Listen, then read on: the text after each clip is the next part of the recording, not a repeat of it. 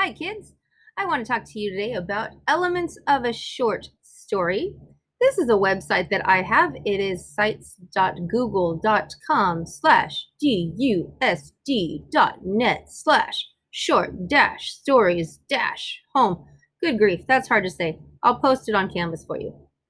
Anyway, this is an elements of the story website I created just to kind of show you some of the things that are in a short story. I know your elementary school teachers have already talked a lot about this.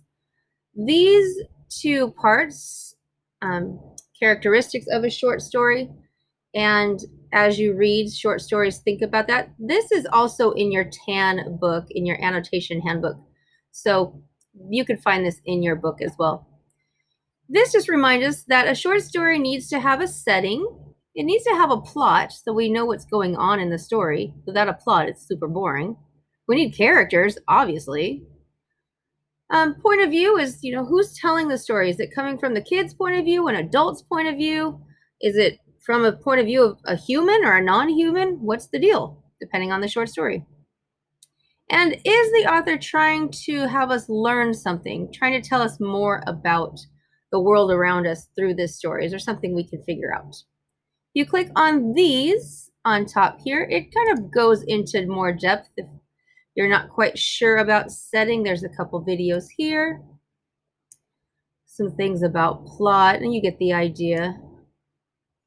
Characters, these are super fun. People's point of view, first person, second person, third person, the narrator. Some videos about theme and conflict. Conflict is what drives a story. Without conflict, this story is going to be super boring. So if you have characters that all get along and everyone's having a nice day and there's no problem with the two characters or any other characters and there's no problem with emotions or anything, it's going to be super boring. No one wants to read a story like that. So conflict is what is in every story. Otherwise, you just have a super boring story. And foreshadowing, one of my favorites. Sometimes authors, really good authors, give us little clues about what's going to happen later on in the story. And that's called foreshadowing, meaning something's going to come before. So again, this is the short story website that I have. I'll post it on Google, or not Google, I'll post it on Canvas for you.